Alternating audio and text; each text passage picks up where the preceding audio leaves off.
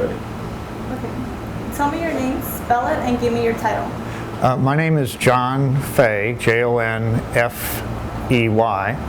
and I'm the founder of the Berwyn Route 66 Museum. How many Route 66 museums are there, and what are their locations? Ooh, big question. There are at least 3 or 4 in Illinois, and I don't know the actual number across the United States, but many. Probably at least one in every state as you go towards California. Most of them are interested in preserving the history of Route 66, and some of them actually are kind of economic development tools for the community to build tourism. Give us a little history on why the Route 66 Hall of Fame was built.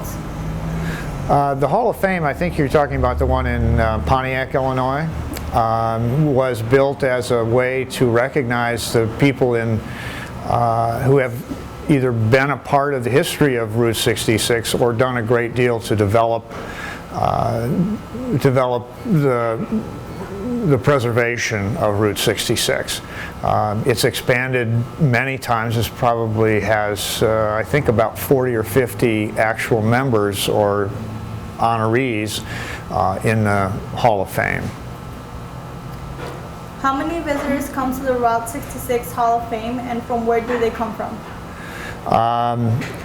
The Hall of Fame in Pontiac, Illinois, connected with the museum there, I don't know the actual number of people who attend, but I've been down there and seen their guest book, and it looks like they would have at least 200 or 300 people a day come into that, particularly on a weekend. Very well-developed museum, a lot of great exhibits, and run and developed by a really great group of dynamic and interesting people. Why do you think Route 66 has developed such a cult following? Some of that's a bit of a mystery to me. It is, however, a symbol of Americana in that particular period. It's interwoven with our history as a nation, from the Grapes of Wrath, Okies moved on to California during the Dust Bowl, to the culture of Chicago and Al Capone, if you will. We're noticing a tremendous influx of foreign tourists. As a matter of fact, if you look at our guest book, you'll see 3/4 of the people that come to visit the museum are from China, Japan, Brazil, European countries. They are absolutely fascinated with this taste of America. It's a different taste you get than going to the big cities, and it provides you an opportunity to see what really is the heart of America. When was Douglas Park built, and who was it named after? Say that one again, please. When was Douglas Park built, and who was it named after? I don't have a clue. Okay. When was the Art Institute built, and what was the building originally used for? I don't have a clue. I even attended there, but I Might be David questions. Yeah. I can handle it. Okay. Should I? How about the Castle Car Wash? Are you familiar with that? Is that the Castle building? Yeah. Yeah, Sort yeah. of, kind of. Let's see. It's a wonderful building. I wish I knew more about it. Yeah, those are my lead Dave questions. Well, what about this museum? Like, what made you want to start this museum? Well, I've been involved. I started this museum because it was a continuation of some work that had been done by a group here in Berwyn that was promoting and preserving Route 66. It was an opportunity that I took up because they lost space, so I have this space and I decided to make it into a museum. I'm also interested in creating an opportunity for people to come to Berwyn and see what Berwyn is all about, to see what Route 66 in Berwyn is all about. And it's been a lot of fun, a lot of work, and we enjoy it even today. What are some of the most prized possessions you have in this museum? Well, we have several things. One is a typewriter and a sewing machine used by Ogden Top and Trim down the street from the 20s, which was used to work on automobile upholstery, supposedly even doing Al Capone's upholstery. We also have a school bell here from a school on Route 66, Laverne School, which dates back to the 1890s. We have a log from an original piece of Abraham Lincoln's home in Springfield, right off of Route 66. And we have a variety of small pieces that people have brought in that are part of Berwyn's history that I never knew existed. There's a whole lot of little pieces. How many people come here to this museum? We have probably about 400 or 500 visitors a year come to the museum. The majority of them are foreign tourists. And we really enjoy every time they come in, as we have an opportunity to talk with them, to find out where their journey is, where they're going, where they've been, what they like to see. We are usually their first stop, other than Lou Mitchell's and some things along the way. But once they get outside of Chicago, we're usually their first stop here. We're hoping to be able to get more people to travel down this section of Route 66 because there is a lot to see.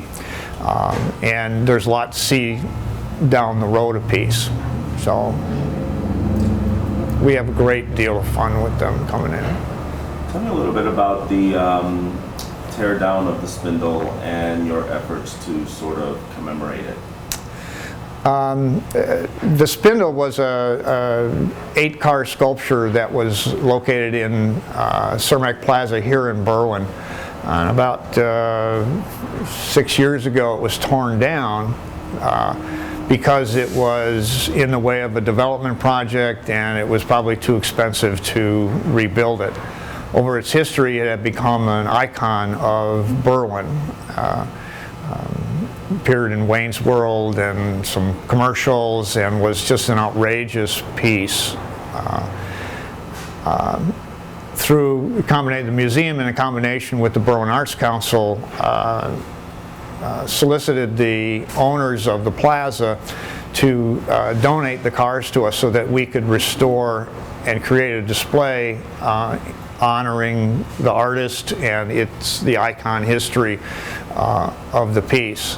About 3 years ago they actually followed through and did donate the pieces to us, and we're now in the process of restoring them, and we'll be putting them on display in the museum complex here, right, kind of the property next door. And we hope to get support from we are getting some support from the Illinois Route 66 Association, which has the museum in Pontiac, and the Illinois Scenic Byway down in Springfield, as well as the community has donated money, and we're hoping to raise enough money to make this project work.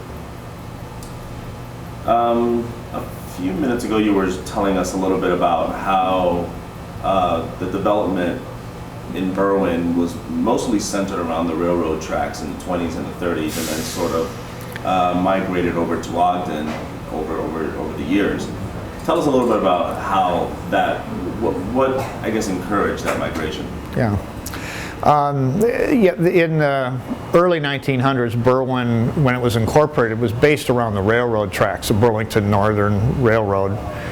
And the town developed Piper, Charles Piper and his associates actually built a train station right in what is now the Depot District here, not very far away. Later, it actually moved, the center of town moved north a little bit, and Cermak Road became the main center of town. The shift to Ogden Avenue, particularly for the car dealers, had to do with the vacant property. There were plots of land here that didn't exist on Cermak anymore. And the car dealers moved down here, opened up, usually took up a half a block or a whole block, and this in the 60s became Automobile Row, or what I consider to be a forerunner of what we see in the suburbs today, the auto mall concept, where we have a particular heavy traffic thoroughfare that'll have 25 car dealers, and they all kind of get together, and it builds a synergy for them to sell more cars. And that was basically what happened here on Ogden Avenue. But they needed to move to have bigger properties. The automobile manufacturers wanted each individual dealer to carry more cars, so one by one they had to move to bigger properties. So today we have one car dealer and some used car dealers, automobile service, and fast food restaurants and places like this. Yeah. And then maybe finally, why don't you tell us a little bit about this car show that happens in September and how you're affiliated with it? Some 25 years ago, some of the businessmen on the street wanted to revitalize the area and bring some energy back in, because the car dealers had been leaving, and we had asphalt from the sidewalk out to the curb, because this had all been car dealers in one form or another, and it was easier to put asphalt in than it was to keep up grass. And where there wasn't asphalt, there was mud, and the city kind of didn't pay a whole lot of attention to it. So we got together, the businesses that were here, and formed an organization called the Berwyn Historic Route 66 Preservation. And we solicited the city to help us spruce up the street, and then we also, which was successful with the cooperation of the city. And then we also started having celebrations about Route 66. We would celebrate the birthday of Route 66 in the spring, and then we have a car show in the fall. Eventually we were able to have the car show right on Route 66, and this year, 2014, will be our 24th year of having this car show. And we have a great deal of fun. We bring in a whole lot of wonderful cars. Thousands of people come to see it. And it's been a huge success for us and for the community. Great. I think that's pretty good, right? Okay. Yeah. All right. Sweet. Thank you very much. Great. Thank you.